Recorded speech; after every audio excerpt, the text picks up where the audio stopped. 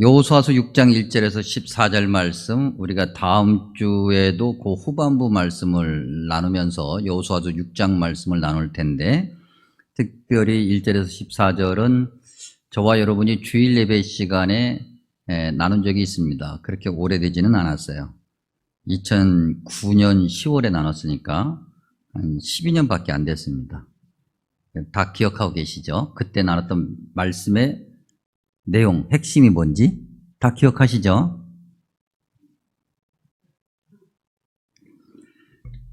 이스라엘 백성들이 하나님께서 약속하신 가나안 땅을 향해서 출발해서 이제 요단강을 건넙니다. 요단강을 건너기 전을 요단강 동쪽, 건넌 후를 요단강 서쪽이라고 그렇게 별명하기도 하는데, 요단강을 건너고 난 다음에 이스라엘 백성들이 이제 맨 처음에 맞닥뜨린 성이 여리고 성이죠. 여리고 성은 가나안 땅에서도 견고하기로 아주 유명한 그런 성입니다. 이스라엘 백성들이 이제 요단강을 건너고 난 다음에 곧바로 여리고 성을 공격한 게 아니고요. 성경에 의하면 여리고 동쪽 경계 길갈 이라는 곳에 진을 쳤다. 4장에 그렇게 기록되어 있습니다. 그리고 난 다음에 이제 길갈에 모여서 뭘 했냐면, 즉 여리고성이 뻔히 보이는 그런 곳에 진을 치고 난 다음에 이스라엘 백성들이 뭐 했냐면 5장에 의하면 할례를 행합니다. 출애굽 1세대는 출애굽할 때 할례를 다 행했으니까, 그 다음에 광야에서 이제 2세대, 3세대들이 태어나면서 할례를 행하지 못했는데 그야말로 집단 할례를 하는 거죠. 그러니까 모든 이스라엘의 진영이 멈춰 있는 그런 장면을 우리가 4장과 5장을 통해서 볼 수 있습니다. 이때 이스라엘 백성들은 무슨 생각을 했을까 한번 상상을 해봅니다. 정말 광야 긴 세월이었죠. 40년. 그리고 요단강을 하나님의 은혜로, 홍해의 그 기적을 보여주신 하나님의 그 능력으로 요단강을 건너고, 그리고 길갈에서 이제 머물며 할례를 행하는 이스라엘 백성들, 가나안 땅에서 첫 열매라고 말할 수 있는 여리고성이 뻔히 보이는 그 앞에서 할례를 행하는 이스라엘 백성들 마음은 어떤 마음이었을까? 그들의 믿음은 어떤 믿음이었을까? 기대, 희망, 설렘 이런 걸로 가득 찬 것이었을까? 아니면 불안하고 염려스러우며 뭔가 좀 긴장되는 그런 마음이었을까? 오늘 우리는 이제 6장을 통해서 그들의 그 상태, 그 믿음을 확인하고 오늘 저와 여러분은 어떤 믿음을 가져야 되는지 한번 나누고자 합니다. 먼저 이스라엘 백성들 길갈에 진을 치고 여리고성을 바라보면서 여리고성을 공략하려고 했던 이스라엘 백성들의 믿음은 어떤 믿음이었을까? 답부터 말하면 강하고 견고한 믿음이었다. 우리는 오늘 6장을 읽었기 때문에 그 앞의 내용을 좀 확인할 필요성이 있는데, 4장에 하면 이스라엘 백성들이 요단강을 건너고 길갈에 딱 도착하면서 요단강에서 각 지파별로 돌 하나씩을 가져오게 합니다. 요만한 돌이 아니고요, 엄청나게 큰 돌을 가져오게 하죠. 그래서 각 지파 수대로 하나씩 가져왔으니까 12개의 돌이 길갈에 세워집니다. 그리고 그 돌을 세운 목적은 후대에, 지금 요단강을 건넌 그 세대 말고, 아니 그 세대를 포함해서 앞으로 후대에게, 후손들이 이 돌이 뭡니까? 라고 물어보면은 그 표시를 시작으로 출애굽시키신 하나님의 은혜와 능력, 광야에서 이끌어주신 그 하나님의 은혜와 능력, 요단강을 건너게 하셨고 앞으로 가나안 땅을 차지하게끔 허락해 주시고 인도해 주실 그 하나님의 능력을, 하나님의 은혜와 능력을 확인시키기 위한 표시로 돌을 세우죠. 다시 말하면 이스라엘 백성들이 출애굽한 그 순간부터 광야 40년 동안 늘 돌보시고 이끌어 주신 하나님의 은혜를 몸으로 체험하고 있고 몸으로 기억하고 있고 그러한 믿음으로 길갈에서 진을 치고 있는 거예요. 살아있는 믿음이죠.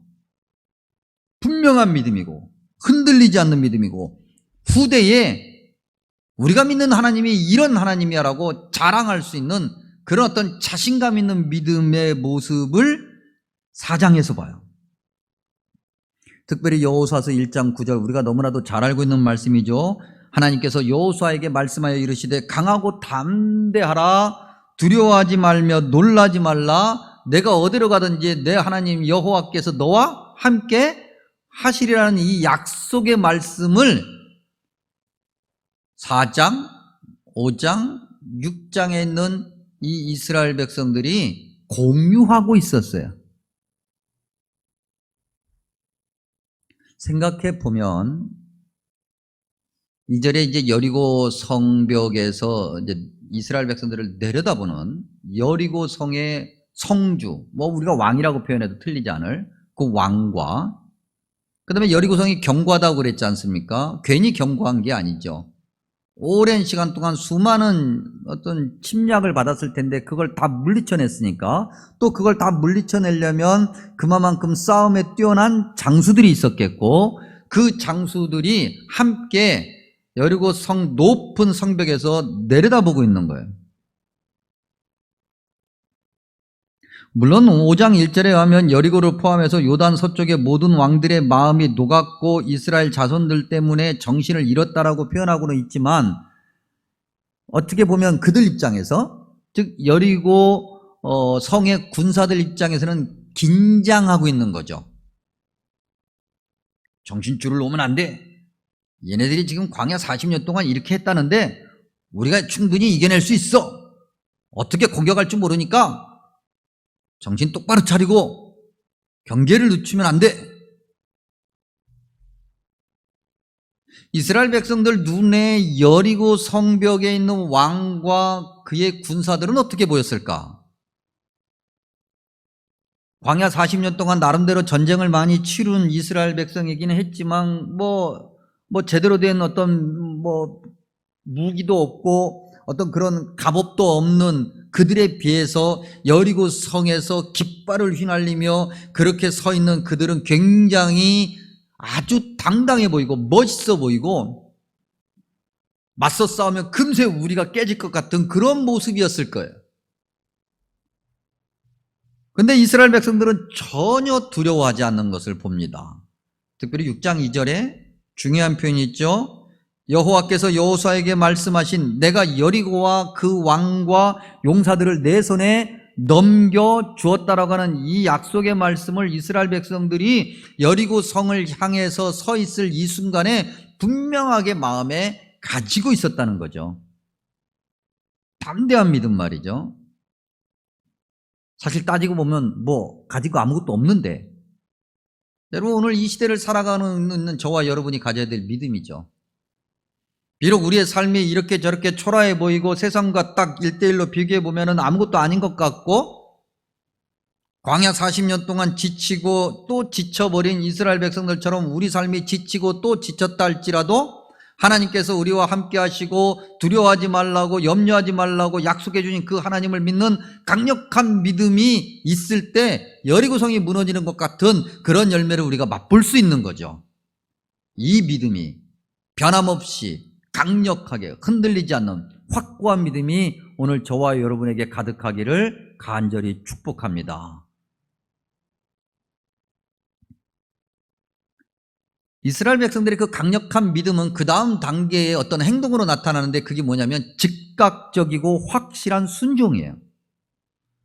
하나님만을 바라보고 하나님께 초집중했던 이스라엘 백성들이 이제 하나님을 또 더 집중해서 바라보면서 주님께서 뭐라 말씀하시는가 귀를 쫑긋 세우고 듣고 있다가 주님께서 말씀하실 때 그대로 망설임 없이 순종하는 모습을 여리고성을 통해서 여리고성 앞에 있는 이스라엘 백성들을 통해서 확인하죠. 그런데 이 확고하고 즉각적인 순종에는요 어떤 단계 같은 것이 있어요. 첫 번째는요 외부의 소리를 차단해야 돼요. 밖에서 들려오는 소리 말이죠. 우리가 계속해서 거듭거듭 되풀이하는 얘기지만은 여리고 성벽 위에 있는 그 여리고의 왕과 군사들 나름대로 긴장하면서 서 있습니다. 아마라 길갈에서 할례를 베풀 때 그들이 굉장히 오랜 시간 못 움직였는데 그들을 공격할까 말까 갈등했을 수도 있어요. 그런데 그렇게 해서 공격하다가 혹시라도 저게 속임 쓰면은 우리가 다시 당할 수도 있으니 오히려 성벽을 굳게 잠그고 여기서 지키자라고 했을 수도 있어요. 그런 상황 가운데서 그들은 절대 긴장을 풀지 않았다. 어떻게 공격할 것인가, 저들의 전략과 전술이 무엇인가를 예의주시하고 있는데 별게 없어요. 우리가 이미 알고 있는 것처럼 이스라엘 백성들의 여리고성 공격이라고 하는 것이 참으로 어린아이들도 웃을 만한 그런 일이에요. 하루에 한 번씩 그냥 돌아. 첫날 도니까 쟤네들이 뭐 하는 건가? 저 안에 무슨 꼼수가 있을 거야. 둘째 날 지켜보니까 또 그냥 돌아. 그것도 쳐다보지도 않고 그냥 앞만 보고 가는, 앞만 보고. 계속 돌아요. 3일이 가고 4일이 가고 여리고성 사람들은 아마 생각했을 겁니다. 그러면 그렇지. 소문이 헛소문이야. 에이, 뭐 그럴 만한 어떤 장수나 있겠어? 저기 어떻게 보면은 좀 힘없이 생긴 저거 어떻게 보면 노인네 한 명 서 있는데 저 사람이 지도자 같긴 한데 저런 몸짓으로 저런 어떤 책으로 칼이나 한번 휘둘러 볼 수 있겠어? 여호수아를 향해서 조롱하죠. 멸시하고. 아니 무슨 싸우러 온 사람들이 어떤 그 훌륭한 병법에 의해서 움직여야 되는 하다못해 말이죠. 돌이라도 던져야 되는데 그런 것도 없이 바보처럼 성주위만 돌고 있으니 어리석기 그지없다는 조롱의 소리가 이제 울려나기 시작하는 거예요. 여러분 지금까지 우리가 이 생각하는 것은 충분히 가능성 있는 상상을 동원한 거지만 실질적인 이러한 일들이 열왕기하 18장에 있죠. 예루살렘을 공격해서 히스기야 왕을 궁지에 몰았던 아수르의 군사령관 랍사게. 그 랍사게가 예루살렘을 꽉 포위하고 난 다음에 이스라엘 백성들을 막 조롱하지 않습니까? 심지어는 뭐라고 조롱합니까? 야 너희들의 신이 말이야 대단해? 그 여호와 하나님이라는 그 신이 우리 아수르의 신과 비교해보면은 어디 견중이나 할 수 있겠어? 지금까지 봐봐. 아수르 신을 이긴 그 주변에 많은 신들이 있어? 너희도 별것 아닌 거야 라고 조롱하는 이야기가 열왕기하 18장에 있어요. 이런 조롱이 여리고 때는 없었을까?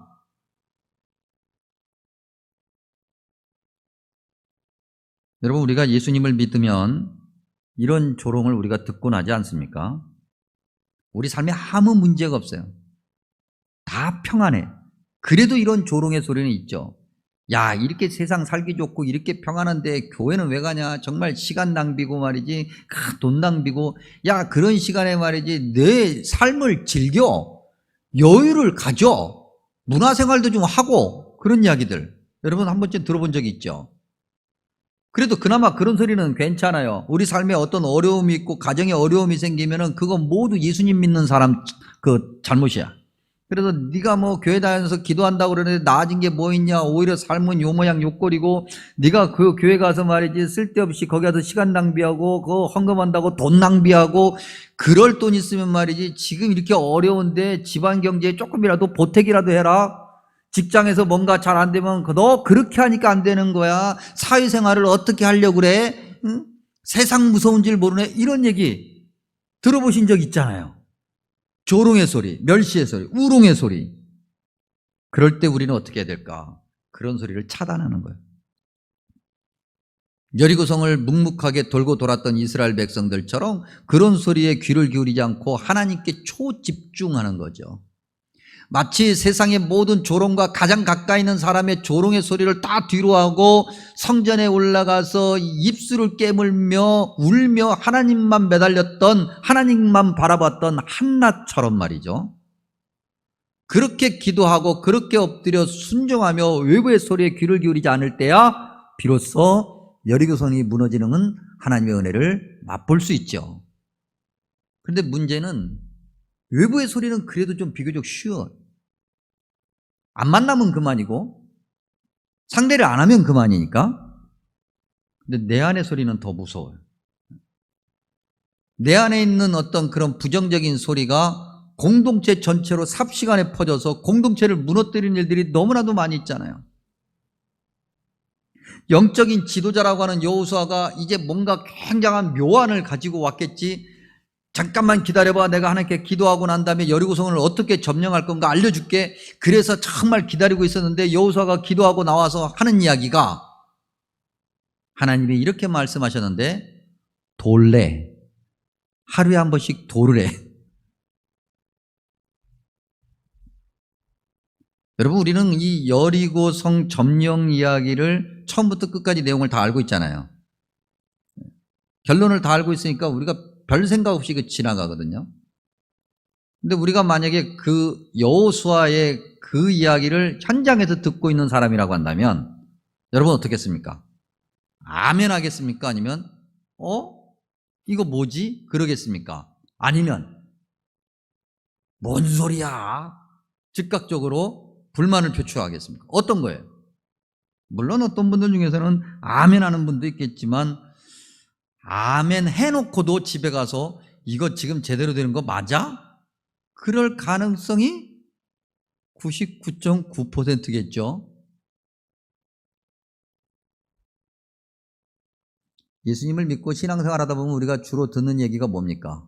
우리 삶에 고통이 있고 어려움이 있어요. 그럼 주로 듣는 얘기가 뭐죠? 기도해요. 기도하면 하나님께서 해결해 주실 거예요. 여러분, 그런 말에 아멘 합니까? 아니면은 하고 지나갑니까? 여러분, 그 말 믿어요? 기도하면 하나님께서 모든 것을 해결해 주실 거라 믿어요?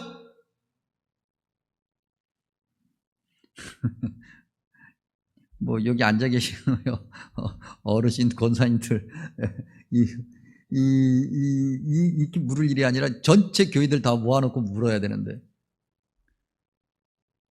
우리가 너무나도 고통스럽고 삶의 현장에서 너무나도 힘들면 말이죠, 우리를 위로하는 마치 요백에 찾아온 친구들처럼 그런 어떤 믿음의 동지들이 있죠. 그러면서 위로합니다. 뭐라고 얘기합니까? 기도합시다. 나도 같이 기도할게요. 하나님께서 다 해결해 주실 거예요.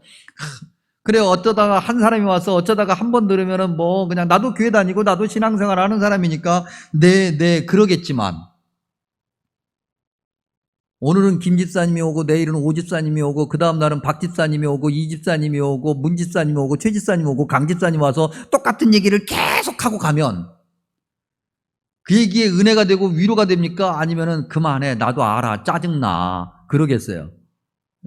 아무것도 해결되는 거 없잖아. 기도하면 하나님께서 해결해 주신다고 그랬는데 뭐가 해결이 돼? 일은 더 꼬이고. 우리는 그래서 안 되는 거예요. 그래서 내 안에 있는 그런 의심, 그런 모든 것들을 내려놓고 영적인 지도자를 통해서 선포되는 하나님 말씀에 밑도 끝도 없이 아멘하고 순종하고, 그렇게 하나님이 원하시는 그 강력한 믿음을 가지고 버텨야 되는데 거기까지 못 가는 거죠. 불안하고 염려스럽고 불평이 생기고 불만이 생기고. 10절 중반부부터 너희는 외치지 말며 너희 음성을 들리게 하지 말며 너희 입에서 아무 말도 내지 말라. 그래요. 우리가 연약하기 때문에 뭐 속에 뭐 5만 가지 생각이 다 있을 수 있어요. 그래서 막 5만 가지 생각이 저 깊은 곳에서부터 끌어올라가지고 이 목구멍을 지나서 입 안으로 가득 차 있지만 입 밖으로 내는 것과 내지 않는 것은 큰 차이를 만들어요. 신앙생활 하다 보면 교회 안에서 이런저런 일을 만나기 때문에 불평이 있을 수도 있고 불만이 있을 수도 있어서 이렇게 저렇게 막 여기저기에서 막 불평과 불만을 이야기하고 싶지만, 그래서 모두가 다 이야기하면 교회가 바로 서겠어요? 무너지겠어요? 무너져 버리는 거예요. 그런 것이 잔뜩 있어도 요 입안에 가득 참고 꾹 하고 있으면서 하나님께 엎드려 기도할 때 그게 빠지는 거예요. 이게 믿음이에요. 이스라엘 백성들은 그랬던 거죠. 외부의 소리도 차단하고 내 안에 있는 모든 것도 다 차단하면서 오직 주님만을 바라봤다. 이제 세 번째, 이 말씀과 깊이 연관되기 때문에 이스라엘 백성들이 영적인 지도자인 여호수아를 어떻게 대하고 있는가, 이것도 매우 중요하게 살펴봐야 될 거예요. 여리고성 행진은 여호와의 임재를 상징하는 언약궤와 그 언약궤를 맨 제사장들이 이끌었죠. 무장한 군인들은 앞뒤에서 언약궤를 호위하는 정도였어요. 사실 무장한 군인이라고 해봐야 우리가 거듭거듭 반복해서 말하지만 여리고성 군사들이 보기에는 오합지졸 같은 자들이에요. 근데 어쨌든 간에 그들이 뭐 무기 같지도 않은 무기지만 뭐 하나 들고서는 언약궤를 중심으로 둘러싸가지고 그렇게 여리고성을 매번 한 번씩 돌죠. 하나님께서 그렇게 하라고 시키신 거예요. 누굴 통해서? 여호수아를 통해서, 영적인 지도자를 통해서, 가시적인 영적인 지도자를 통해서 하나님의 능력을 지금 전달하고 있는 거예요. 그런데 그 전달의 내용이 터무니없어요. 비현실적이야. 말도 안 돼. 하나님의 법궤를 따른다고 하는 것은 뭘 얘기하는 겁니까? 예배하는 공동체라고 하는 거예요. 예배하는 자들은 예배 대상이신, 예배를 받으시는 하나님만 바라보는 거거든요. 그렇게 하나님만 바라보라고 하는 건데 그것이 지극히 비현실적인 거예요. 전쟁에서 있을 수 없는 일이에요. 돌 하나를 던져도 지금 제대로 던져야 되느냐, 어떤 각도로 어떻게 던져야 되느냐, 이걸 논의해야 될 때에 그냥 여리고성을 돌면 무너진다니 말이 돼요? 근데 이스라엘 백성들은 성경을 아무리 이리저리 뒤지고 적어도 6장에서 이렇게 저렇게 뒤집어 읽어도 한마디 불평했다는 흔적이 없어요. 그저 이해한 거예요. 영적인 지도자 여호수아의 말에 이해한 거예요. 왜요? 하나님 백성 공동체니까. 여러분, 교회 다양한 사람들이 모여있기 때문에 교회도 역시 뭐 이렇게 저렇게 사람들이 모여있으니 그런 어떤 조직을 갖출 수 있어요. 그러나 교회가 뭐예요, 여러분? 교회는 세상의 공동체가 아니에요. 교회는 영적인 공동체예요. 이걸 잊어버리면 안 돼요. 그래서 교회가 영적인 공동체이기 때문에 항상 무엇을 하든 영적인 지도자에게서 시작을 해야 돼요. 영적인 지도자가 항상 중심이 되어야 돼요. 영적인 지도자의 말에 순종해야 돼요. 그리고 영적인 지도자의 그 말에 순종하며 그것이 어떻게 하면 더 잘 되게끔 할까? 그러기 위해서 내가 무엇을 해야 될까를 고민하고 기도하고 실천해야 돼요. 그러면 교회는 탄탄하게 성장해요. 네, 말도 안 돼요. 어떻게 그걸 돌아요? 그런다고 돼요? 그러면 무너지기 시작해요. 틈이 벌어지기 시작해요. 사탄이 그 틈을 비집고 더 벌려놓고 마침내 박살나게 해요. 교회 안에 또 다른 믿음의 공동체들, 뭐 예를 들면 교회학교. 교회학교의 영적인 지도자는 각 교회학교를 섬기고 있는 전도사님들이에요. 전도사님들에게서 시작을 해요. 전도사님들이 기도하고 전도사님들이 배운 것으로 교회학교가 이렇게 갑니다. 우리 부서는 이걸 합니다. 라고 하면은 모든 교사들은 그렇게 할 수 있게끔 애를 써야 돼요. 찬양대도 마찬가지예요. 우리 찬양대 지휘자들에게 저는 이야기해요. 당신들은 전도사님들과 같은 영적인 의무가 있어. 그래서 우리 찬양대 지휘자들에게 제가 계속 얘기했어요. 먼저 무릎을 꿇고 기도하고 말씀 보고 그리고 난 다음에 찬양대원들을 위해서 기도하고 찬양할 곡을 선정해라. 우리 새로 오신 지휘자님들 뭐 이제 새로 왔다고도 얘기할 수 없어요. 벌써 뭐 이분들이 몇 년이 됐으니까 참으로 아주 훌륭한 분들이에요. 정말 담임 목사 기도 열심히 하고 모신 분들이에요. 예. 아주 훌륭한 분들, 이분들이 오자마자 제가 얘기도 안 했는데 먼저 목사님 설교 말씀 본문을 주시면 그걸 놓고 묵상하면서 기도하면서 그렇게 찬양을 준비하겠습니다. 얼마나 이뻐요. 얼마나 기특해요. 그러니 찬양대는 영적인 지도자인 지휘자에게서부터 시작을 해요.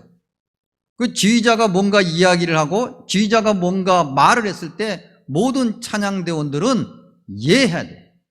그리고 그것이 잘 되게끔 애써야 돼요. 그래야 찬양대가 더 큰 은혜의 찬양을 할 수가 있어요. 음정박자, 리듬 다 중요해요. 근데 그것보다 더 중요한 것은 순종이고 영적으로 하나 되는 거예요. 다 틀린다 할지라도 그것만 있으면 은혜가 돼요. 예배가 더 풍성해지고 하나님이 주시는 큰 은혜가 차고 넘치는 거예요. 각 부서의 장들, 어떤 역할을 하는 분들일까? 장이라 그랬어요. 장. 영적인 지도자가 이야기하는데 그건 이런 이렇고 저건 저렇고 선은 이거고 후는 이거, 그러니까 나는 반대하고 나는 안 된다고 나는 그거 마음에 안 든다고 이야기하면 그건 장이 아니라 짱이 돼요. 그때 짱은 꼰대야. 근데 그렇죠, 그러겠습니다, 내가 어떻게 하면 더 그걸 잘해볼 수 있을까요? 그러면 그건 짱이 돼요. 우와, 이런 짱이 돼요. 여러분, 그 장이라고 할 때 그 장을 한자어로 놓고 보면 뜻을 풀이하면 길다, 크다, 어른이다. 그런데 그거 외에 또 다른 뜻이 있는데 그거 뭐냐면 존귀하다, 깊다, 아름답다, 이런 뜻이 있어요. 즉 각 부서의 장이라고 한다면 이것 깊고 아름답고 존귀하고 존경받을 만한 그런 장이 돼야 돼요. 어른다운 어른이 되어야만이 존경받을 수 있는 거예요. 비판을 위한 자리가 아니에요. 섬김의 자리예요. 모든 사람이 행복하게끔 하는 자리예요. 그것이 장이에요. 교육부 부장들, 찬양대, 음악대장들 다 마찬가지예요. 여리고성 앞에 있는 이스라엘 백성들은 그랬어요. 말도 안 되는 이야기를 여호수아가 했지만 여호수아 그 말에 순종했고, 그래서 결국 여리고성이 무너지는 큰 은혜를 맛본 거예요. 물론 그럴 리가 없겠지만 이 말씀을 나누다 보니까 목사님이 뭔가 의도하는 게 있어.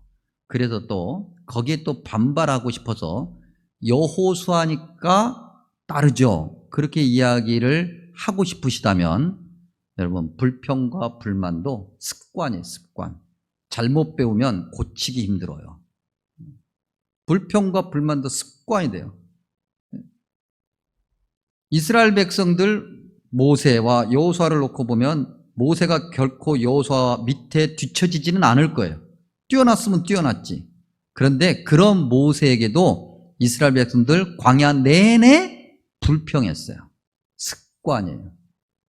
고쳐야 돼요. 그거 다음 세대가 보고 배워요. 여리고성 앞에 있는 하나님의 백성들은 그런 거죠. 강하고 확고한 믿음을 가지고 즉각적으로 순종하고 묻지도 않고 따지지도 않고 영적인 지도자와 함께 하나님이 원하시는 그 열매를 향해서 나아가요. 그러면서 그들이 마지막으로 하나 더 한 게 있는데 그게 뭐냐면 자기가 누군지를 확인한 거예요. 그것이 5장 2절 이하의 할례라고 하는 것에서 확인이 돼요. 여러분, 할례가 뭡니까? 하나님의 백성이라는 표시잖아요. 그걸 몸에 새기는 거예요. 할례하고 그 다음 곧바로 막 팔딱팔딱 뛰어다닐 수 없어요, 여러분. 할례하고 난 다음에 오랫동안 집에 가만히 앉아 있어야 돼요. 가만히 앉아 있다 보면 여러 가지 생각이 들어올 거예요. 야, 길갈이야, 여리고성이 코앞에 있어. 이렇게 앉아 있어도 되는 거야? 아니야? 하나님이 이렇게 하라고 하셨으니 하는 거지. 내가 누군가부터 분명하게 확인해야지. 하나님께 순종하는 거야? 하나님이 원하시는 것부터 해야지. 내가 누구라고 하는 정체성을 확인해요. 저와 여러분이 누구냐는 정체성을 확인해야 돼요. 우리는 하나님의 은혜로 구원받은 하나님의 백성이고 교회예요. 교회라는 단어의 뜻이 뭐라고 그랬어요? 세상에서 하나님 목적에 의하여 구별하여 부른 사람들이 교회. 그러면 우리 제 인생의 제일 목표는 하나님의 영광을 위한 거예요. 하루 확인한다고 되는 거 아니에요. 그 언젠가 확인한다고 되는 거 아니에요. 목사 안수 받았을 때 네가 목사야 확인하고 그걸로 끝나면 내가 누군가를 금방 잊어버려요. 그래 내가 누구지라고 하는 것을 수시로 계속해서 확인해야 돼요. 몸에 새겨야 돼요. 몸에 기억해야 돼요. 그리고 여리고성 앞에 있는 이스라엘 백성들 언약궤를 뒤따랐다 그랬어요. 하나님보다 항상 앞서가면 안 됩니다. 늘 하나님 뒤에서 주님이 말씀하시는 대로 가라 하면 예, 멈춰라 하면 예, 소리 지르라 하면 예. 그래서 그리스도인들에게, 하나님의 백성들에게는 아니요, 싫은데요, 잠깐만요, 생각해 보고요, 이거 없어요, 여러분. 이게 먼저 나오면 안 돼요. 뭐부터 나와야 돼요? 예부터 나와야 돼요. 예. 예. 일곱째 날 양각 나팔을 불렀다 그랬어요. 양뿔로 만든 나팔이에요. 제사장들이 양각 나팔을 부하고 부는 것은 하나님의 백성의 총사령관인 하나님의 진군 명령을 얘기해요. 병사는, 군인은 지휘관이 명령할 때까지 움직여서는 안 되는 거예요. 지휘관과 생각이 다르다고 해서 전쟁터에서 내가 생각하기에는 이렇게 해야 되는데 그러면 그 군대는 다 죽어요. 지휘관 말에 철저하게 순종해야 돼요. 우리의 영적인 지휘관, 우리의 총사령관, 우리의 주인이 되신 주님께서 말씀하실 때까지 우리는 가만히 있어야 돼요. 내 생각을 입 밖으로 내지 말으라고 하는 주님의 말씀대로 가만히 있으면서 주님이 말씀하실 때 돌격 앞으로 보면 그때 돌격하는 거예요. 그러면 여리고성이 무너져요. 강한 믿음, 확고한 순종, 영적인 지도자에게 철저한 순종, 자기 자신이 누군지를 분명하게 아는 그러한 이스라엘 백성들이었기 때문에 여리고성을 차지할 수 있었어요. 지극히 비현실적이고 어리석은 방법으로, 세상의 방법이 아니라.